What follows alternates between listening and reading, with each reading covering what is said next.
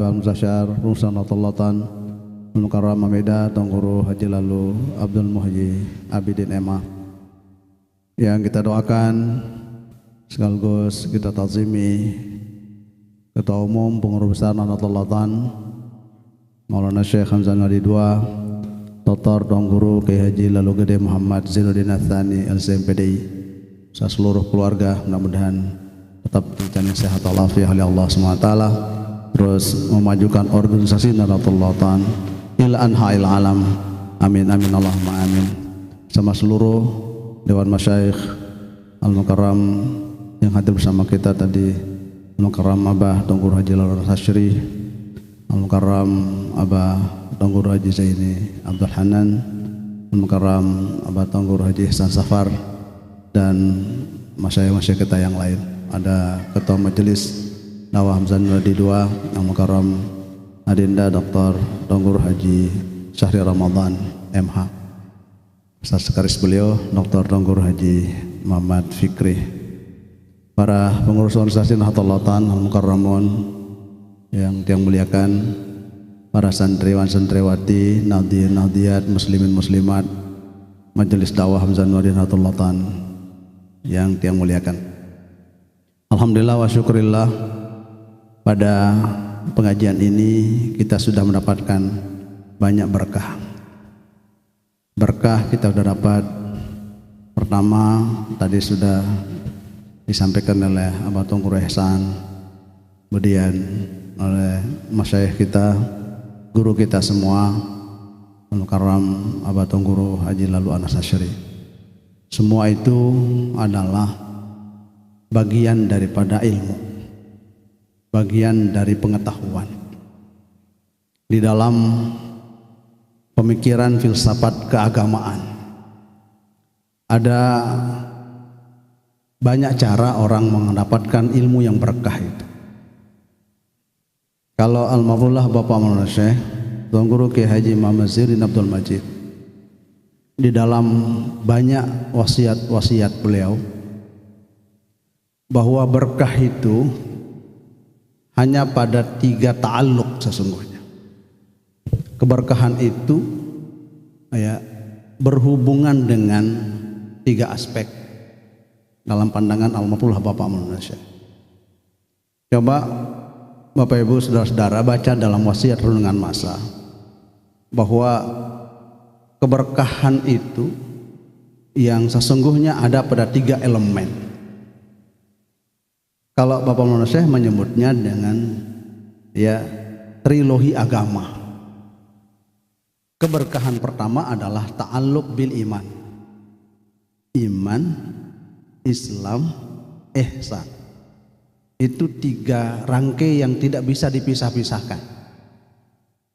Jadi sumber keberkahan itu di situ. Itu ada dalam wasiat renungan masa. Kemudian ta'alluq yang ketiga, bahwa keberkahan itu sangat berhubungan dengan pertama, ta'alluq dengan guru. Keberkahan itu sangat berhubungan dengan guru. Maka Maulana Syekh selalu menjelaskan tentang genealogi keilmuan. Istilah genealogi keilmuan itu adalah nasab keilmuan, garis lurus keilmuan, disebut dengan genealogi keilmuan, atau bahasa kita mata rantai silsilah keguruan. Maka kita baru akan mendapatkan keberkahan itu apabila ta'alluq atau rabitahnya, hubungannya itu kepada guru langsung. Maka Al-Mafullah Bapak Maulana Syekh menyebutkan dalam Hizib Nahdlatul Ulama bahwa beliau katakan, saya menyusun hizib ini sebagaimana yang sudah saya amalkan sendiri. Itu kata Bapak Maulana Syekh dalam Hizib Nahdlatul Ulama. Dan saya nukil, saya pindahkan, saya ambil dari Al-Quran, dari hadis, dari ungkapan-ungkapan ulama dan kitab-kitab ulama yang mu'tabarah, dan saya ambil dari lisan guru-guru saya. min afwahi masyayikhi, ungkapan Al-Mu'alla dalam hizib. Saya ambil bahwa doa-doa ini di samping saya nukil dari Al-Quran dan hadis dan ungkapan-ungkapan ulama, saya ambil dari ijazah dari guru-guru saya. Jadi itu keberkahan yang pertama. Sehingga begitu ta'alluq berkah ilmu itu, maka dia akan menghadirkan apa? Ya, keberkahan itu akan menghadirkan barakatul husul. Dia akan sampai kepada makom derajat keilmuan yang tinggi jika orang sudah sampai kepada ta'alluq bi masyayikhihi, ada hubungan keberkahan dengan gurunya. Makanya Al-Ma'ful Bapak Syekh selalu menyebut gurunya di hadapan muridnya. Agar apa? Agar itulah cara ya menghadirkan keberkahan baik bagi ya beliau maupun bagi murid dan pencinta beliau. Nah, ini yang perlu menjadi ya pembelajaran bagi kita semua warga Nahdlatul Ulama dimanapun berada. Maka jangan pernah ya ragu atau malu menyebut guru-guru kita dalam segala kapasitas beliau. Kenapa? Karena bizikrihim tatanazzalur rahmat. Dengan sebab menyebut guru-guru kita akan turun berbagai macam rahmat kasih sayang Allah Subhanahu wa taala. Itu ta'alluq yang pertama, bahwa keberkahan yang dihadirkan oleh guru-guru kita itu akan berpengaruh, berdampak positif bagi kita. Banyak orang yang ilmunya sederhana tapi dia nempel pada dirinya keberkahan, maka dia termasuk orang yang dihormati dan disegani. Contoh keberkahan itu sederhana. Di dalam ya dialog Sayyidina Ali karramallahu wajhah dengan sahabat-sahabat beliau, ditanya Sayyidina Ali, yang namanya berkah itu apa? Maka Sayyidina Ali bertanya kembali, apakah Anda tahu yang namanya anjing? Tahu. Apakah Anda tahu yang namanya kambing? Tahu. Mana lebih banyak, anaknya anjing atau anaknya kambing? Coba jawab santri. Mana lebih banyak, anaknya anjing atau anaknya kambing? Hah? Beli anak acong kerja anak bembe. Anak bahasa Jempong payu kadun ini gitu. Mana lebih banyak, anak anjing atau anak kambing? Anjing. Ya, anjing banyak sekali anaknya. Sampunan bahasa halus lah, banyak sekali bijian anjing ini. Ya, lebih banyak anaknya anjing itu. Tapi pertanyaan, mana lebih banyak disembelih, anjing atau kambing? Kok kambing gak habis-habis? Akhirnya apa sebabnya? Anjing banyak anaknya, banyak dia melahirkan. Tapi kalau kambing paling 2, 3, 4 paling banyak anaknya. Tapi disembelih kok gak habis-habis? Ternyata ya dijawab oleh Sayyidina Ali, itulah gambaran berkah. Anjing dari maghrib sampai sebelum fajar dia jalan terus, lampak ngenjek acong niki kan, benjek-enjek tiap gubuk gempeng le lampak yang namanya anjing. Begitu mau fajar, mau subuh, tuh tedem tidur dia anjing itu. Kalau kambing kebalikannya, begitu sudah jam pitu balu siwa aja tedem wah, berarti mun aru tenduk aja. Ya gambaran kan. Jadi begitu sudah jam 7, 8, 9 tidur sudah yang namanya kambing kan. Tapi ingat, begitu sudah mau fajar, dia jam 2, 3, 4, 5 itu sudah bangun. Sudah bangun dia kambing itu. Ternyata di saat anjing tidur, dia tidak dapat rahmat dan berkat Allah. Tapi begitu ya kambing sedang terjaga, maka disitulah dia diberikan berkah oleh Allah Subhanahu wa ta'ala. Itu gambaran. Makanya kalau santri-santri masih tidur sampai subuh, sebelah subuh, hilang berkahnya itu. Nah, itu gambaran bahwa berkah itu adalah ya sangat ta'alluq dengan ya guru kita. Sangat berhubungan erat dengan guru kita. Nah, itu yang pertama. Yang kedua, keberkahan itu ya, berkah ilmu itu di samping alaqah hubungan batin dengan guru, yang kedua sebabnya adalah bil amal bihi. Aplikasi. Kita amalkan ilmu kita meskipun sebatas apa yang kita tahu. Karena disitulah yang akan menghadirkan berkah. Ya.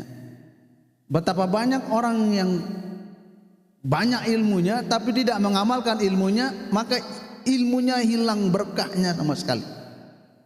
Nah, makanya berat bagi orang yang berilmu kemudian tidak mengamalkan ilmunya. Fa'alimun bi'ilmihi lam ya'malan mu'azzabun min qabli ubbadil wathan. Orang yang alim, orang yang kenal, orang yang tahu, yang mengetahui pengetahuan tapi tidak diamalkan ilmunya, dia lebih dahulu disiksa dari penyembah berhala.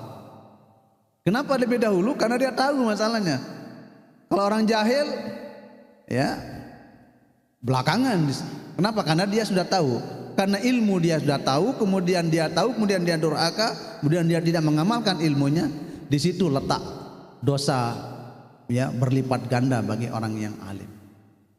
Nah, jadi ilmu yang kita dapatkan dari masyayikh kita amalkan. Dengan mengamalkan ilmu itu, disitulah taktil barokat, keberkahan itu datang. Yang ketiga, keberkahan ilmu itu baru muncul, baru ada ya bin nasri alaihi, bin nasri lahu, wan nasri bihi. Ilmu itu harus disebarluaskan, diamalkan dan diajarkan.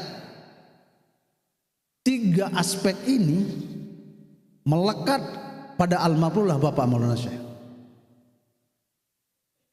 Saya garis bawahi kata an-nashr ini, menyebarluaskan ilmunya itu, Maulana Syekh menyebarluaskan ilmunya dengan tiga cara. Pertama bil kitabah. Maulana Syekh yang menyebarkan ilmunya dengan cara menulis, dan inilah yang abadi, tulisan ini.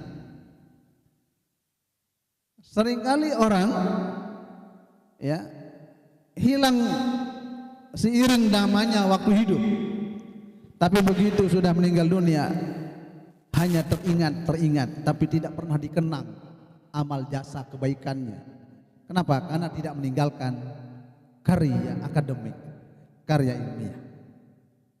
Almarhumlah Bapak Maulana Syekh, dalam catatan riset saya, produktivitas Maulana Syekh menyusun ya kitab, buku, syair dan seterusnya itu di saat beliau awal-awal antara tahun 1937 sampai rentang tahun 1970-an. Di situ masa produktivitas Maulana Syekh menyusun. Era 80-an sudah ya kurang. Bapak Ibu saudara-saudara, dari Hizib 1942, Hizib Nahdlatul Banat 1943, kemudian Tarekah Hizib Nahdlatul Watan 1966, kemudian Yamai Yarumul Ula, syair-syair beliau, Antia Pancur, yaitu itu 19 ya awal-awal beliau ya tidak dijadikan khatib dan imam di Masjid Raya Pancur saat itu. Ya sekitar 19 awal pendirian ya Madrasah Nahdlatul Watan Diniyah Islamiyah 1937. Ya. Ini pendirian konsep-konsep karya Maulana Syekh ini terbaca sampai sekarang, dan itulah yang menyebabkan keberkahan ilmu untuk kita sebagai muridnya. Karena bin nasri, dengan sebab beliau menyebarluaskan, cara menyebarluaskannya itu adalah bil kitabah, dengan menulis. Ya, makanya di NW ini ada dua tipologi tuan guru. Pertama, ada dua, ada tiga gitu. Ada tiga tipologi tuan guru di NW. Ini temuannya tuan guru Syahril Ramadan ini, risetnya beliau. Ada tiga tipologi tuan guru NW. Pertama, penulis. Tahu penulis? Jadwal pengajiannya banyak, itu namanya penulis namanya itu. Ngaji saja itu, penulis. Yang kedua, penulis. Penulis. Di samping penulis, dia menulis saja, tapi undangannya sedikit. Jarang yang ngundang. Nulisnya jago, nulisnya bagus. Tapi ya kalau menyampaikan ke jamaah membosankan. Jadi penulis dia. Yang ketiga adalah penulis dan penulis. Abah Hanas, Abah Zaini. Di samping beliau penulis, pengarang syair, pengarang buku, di samping juga banyak undangannya. Kalau ada 39 hari dalam sebulan, ya, mungkin lebih beliau ini, saking undangannya banyak. Ya, kalau Tuan Guru Syahri itu tambah gelar beliau. Tuan Guru Syahri Simatupang, siang malam tunggu panggilan. Saking banyaknya jadwal pengajian beliau gitu kan. Jadi ya, tiga tipologi ini, ada yang penulis, nulis saja kerjaannya. Ada yang penulis, ngaji, ceramah aja kerjaannya. Ya, jarang yang begandeng dua. Dia sebagai penulis juga penulis. Almarhumlah Bapak Maulana. Contoh konkret beliau sebagai penulis, juga beliau undangannya dari maghrib ke maghrib, dari pagi sampai pagi. Tidak pernah berhenti undangan itu, tapi sempat menulis karya-karya akademik. Nah, itu bin nashr dengan bil kitabah.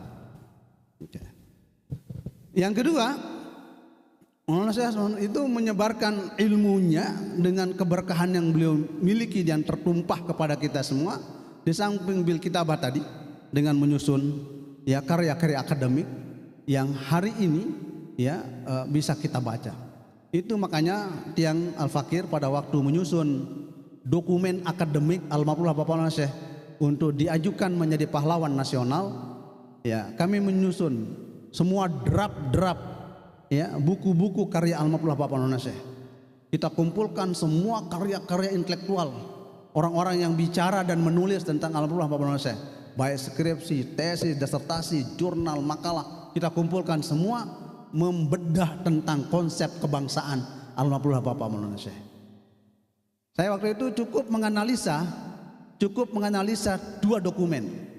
Dokumen tulisan tangan Maulana Syekh sendiri dan dokumen Hizib Nahdlatul Ulama. Itu dokumen otentik bahwa Maulana Syekh adalah tokoh herois bangsa yang mempertahankan ya kemerdekaan saat digempur oleh ya Nika tahun 1943. Ya, ini gambaran bagaimana ya dokumen itu sangat penting. Seandainya tidak ada Hizib Nahdlatul Ulama, tidak ada tarekah Hizib Nahdlatul Ulama, tidak ada karya-karya akademiknya Maulana Syekh, mungkin berat untuk diajukan menjadi pahlawan nasional. Tapi karena Maulana Syekh, beliau adalah sebagai penulis dan penulis. Nah, ini inspirasi bagi kita semua, kader-kader Nahdlatul Ulama. Ayo menulis saja apa yang saja kita bisa tulis saja. Bisa jadi tulisan tangan kita hari ini, dia akan menjadi manuskrip yang paling berharga 200 tahun yang akan datang. Tulisan tangan kita sederhana hari ini, seperti yang saya sampaikan sebulan yang lalu. Tulisan tangan almarhumlah Bapak Maulana Syekh tentang perubahan-perubahan naskah, manuskrip Hizib Nahdlatul Ulama, manuskrip perubahan wasiat renungan masa yang beliau tulis 40 tahun yang lalu, ya, beliau tulis menjadi sesuatu yang sangat berharga bagi kita hari ini. Padahal beliau tulis ya 40-50 tahun yang lalu bicara tentang bagaimana perubahan penulisan manuskrip Hizib Nahdlatul Ulama dan manuskrip wasiat renungan masa. Ini gambaran bahwa keberkahan itu disebabkan karena kita mengajarkan ilmu kita. Maulana Syekh memberikan gambaran bahwa bin nasyri ilaih, bin nasyri lahu, bin nasyri bihi, pertama dengan bil kitabah. Kemudian yang kedua, Maulana Syekh mengajarkan kepada kita adalah bitta'lim wa tadbir wa tarbiyah. Beliau mengajarkan ilmu beliau baik secara lisan ya langsung maupun secara tidak langsung melalui murid-murid beliau, itu mengalir keberkahan. Kemudian yang ketiga, cara Maulana Syekh menyebarkan ilmunya adalah dengan mendirikan lembaga pendidikan. Itulah yang abadi, yang sampai hari ini kita rasakan ya keberkahan ilmu itu. Sehingga inilah cara yang paling efektif bagi kita murid-murid Al-Mubarak Maulana Syekh untuk tetap menghadirkan keberkahan. Kita hadir di majelis dakwah Hamzah Nuri 2, tidak ada lain yang kita mohon, kita nunas sejak Allah Ta'ala dicanin barakatul ilmi, barakatul hayati, barakatul umri, berkat umur, berkat hidup, berkat dan segalanya. Kita mohon dengan sebab kita hadir di majelis yang mulia ini, insya Allah iring-iring beliau-beliau niki masya Allah berkah semua. Andin tiang puluh samin dia paham, misal dia ngerti, entar dia melinggih doang, wah pira berkah dicanin di sisi Allah Subhanahu wa taala. Alhamdulillahirabbil alamin. Saya kira demikian ya sambutan singkat apa yang sampaikan, mudah-mudahan ada berkahnya bagi kita semua. Amin Allahumma amin. Hadanallahu wa iyyakum ajmain wallahul muwaffiq wal hadi ila sabilir rasyad. Wassalamualaikum warahmatullahi wabarakatuh. Waalaikumsalam warahmatullahi wabarakatuh. Jazakumullahu khairan katsira atas penyampaian yang luar biasa ya. Hadirin hadirat rahimakumullah, itulah tadi beberapa ilmu-ilmu yang kita dapatkan. Peninggalan-peninggalan Al-Mubarak yang perlu kita wariskan, yang perlu kita terus lestarikan. Di antaranya cara-cara beliau menyebarkan agama Islam dengan beberapa cara tadi. Tapi yang paling sulit ya pada saat ini adalah pertama, yaitu bil kitabah, menulis. Karena sekedi dengan menulis, namun tulis status jalui ya, status di Facebook, status di WA, lagi pihak surat cinta ilui, tapi menulis yang kompeten itu nadir ya, sedikit sekali dari kalangan kita, yang sehingga penting sekali untuk kita terus belajar untuk bagaimana cara menulis yang baik, bagaimana sistematika penulisan, bagaimana kita mewarisi penulisan-penulisan dari guru besar kita Al-Muqarrah Maula Syekh Tuan Guru Kiai Haji Muhammad Zainuddin Abdul Majid. Selanjutnya mari kita tutup kegiatan kita dengan doa yang dalam hal ini mohon kesediaan Al-Mukarram Ayahanda Tuan Guru Haji Zaini Abdul Hanan LCMPDI. Kepada beliau kami haturkan.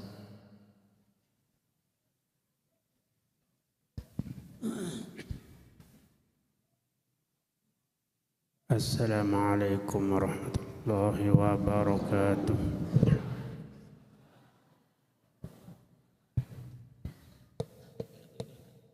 Untuk lebih barakahnya majelis kita, mari kita berdoa bersama.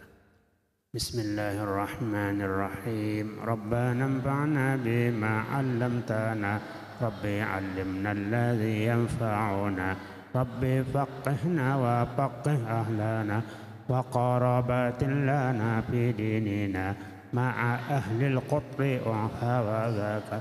Rabbi waffiqna wa waffiqhum lima tartadi qawlan wa fi'lan karama warzuqil kulla halalan daima wa akhilla atqiya ulama na'za bil khairi wa nukfa kulla syar.